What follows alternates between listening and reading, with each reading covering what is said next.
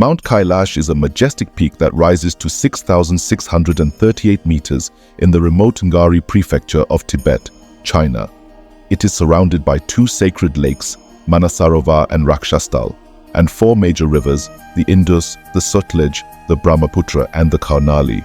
It is also revered by four religions, Hinduism, Buddhism, Jainism, and Bon, as the abode of gods, the center of the universe, and the source of spiritual power. For centuries, pilgrims have traveled to this holy mountain to perform a ritual circumambulation, known as Kora, around its base, believing that it will bring them blessings, purification, and enlightenment. However, no one has ever reached the summit of Mount Kailash, despite its relatively low altitude compared to other Himalayan peaks. Why is this so? Is it because of the spiritual significance of the mountain, which forbids any attempt to conquer it? Is it because of the political situation in Tibet, which restricts access to the region and imposes strict regulations on travelers? Or is it because of the physical challenges of the mountain, which poses formidable obstacles to climbers? In this video, we will explore these three possible reasons and try to unravel the mystery of the unclimbed mountain. Mount Kailash is more than just a mountain. It is a symbol of faith, devotion, and reverence for millions of people around the world. For Hindus, it is the home of Lord Shiva, the supreme god of destruction and transformation, who meditates on the peak with his consort Parvati. For Buddhists, it is the manifestation of Mount Meru, the cosmic axis that connects the heavens and the earth, where the Buddha Demchok and his consort Dorje Phagmo reside. For Jains, it is the site where the first Tirthankara, Rishabdeva, attained liberation from the cycle of birth and death. For Bonpos, it is the sacred place where the founder of their religion, Tonpa Shenrab, descended from heaven and left his footprints. These four religions share a common belief that Mount Kailash is a sacred and inviolable place where human beings are not allowed to set foot on.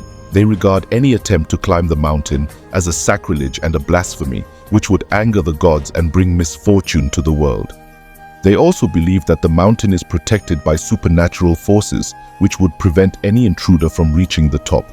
Therefore, they respect the mountain as a divine entity and only perform the Kora around its base, following the direction of their respective traditions. Hindus and Buddhists walk clockwise, while Jains and Bonpos walk counterclockwise.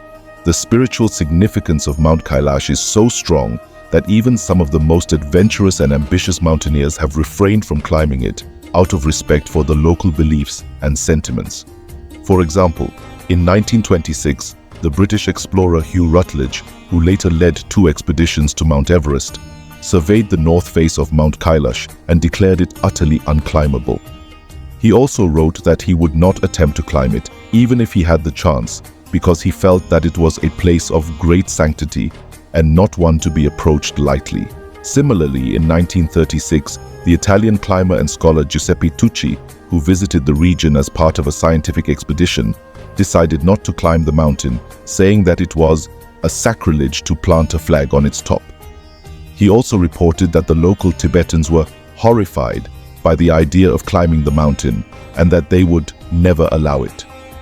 Another reason why Mount Kailash has not been climbed is the political situation in Tibet, which has been under the control of China since the 1950s. The Chinese government has imposed strict restrictions on access to the region, especially to sensitive and strategic areas such as Mount Kailash. Foreign travelers who wish to visit the region need to obtain special permits and visas and join organized tours with authorized agencies and guides. They also need to follow the rules and regulations set by the Chinese authorities, such as respecting the local customs and culture, avoiding any political or religious activities, and not taking any photos or videos of military or security installations. The political situation in Tibet has also affected the religious practice and freedom of the local people, who have faced repression and persecution from the Chinese government. The Chinese government has tried to undermine the influence and authority of the Dalai Lama, the spiritual leader of Tibetan Buddhism, who fled to India in 1959 after a failed uprising against the Chinese occupation. The Chinese government has also interfered with the selection and education of the Panchen Lama, the second highest figure in Tibetan Buddhism, who is traditionally responsible for the management of the religious affairs in the Mount Kailash region. The Chinese government has also imposed restrictions on the pilgrimage and Kora activities of the local people, such as limiting the number and duration of the visits and requiring them to register and pay fees. The political situation in Tibet has also led to tensions and conflicts with the neighboring countries, especially India and Nepal, which share borders and historical ties with the region. The border disputes and territorial claims have resulted in several wars and skirmishes, such as the Sino-Indian War of 1962, the Sino-Nepalese War of 1788 to 1792, and the Doklam Standoff of 2017. The border issues have also affected the access and security of the pilgrims and travelers who wish to visit the Mount Kailash region, as they have to cross the checkpoints and face the risks of violence and harassment. The third reason why Mount Kailash has not been climbed is the physical challenges of the mountain, which poses formidable obstacles to climbers. Although Mount Kailash is not as high as other Himalayan peaks, such as Mount Everest or K2, it is still a very difficult and dangerous mountain to climb due to its steep and rugged terrain, its extreme and unpredictable weather, and its remote and isolated location. Mount Kailash has 4 distinct faces, each with a different color and shape, and each representing a different element and religion. The south face is red and triangular, symbolizing fire and Hinduism. The west face is black and semicircular, symbolizing water and Buddhism.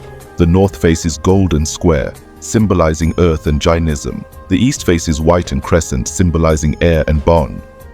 Each face has its own challenges and features such as cliffs, ridges, glaciers and icefalls, which make the ascent very difficult and technical.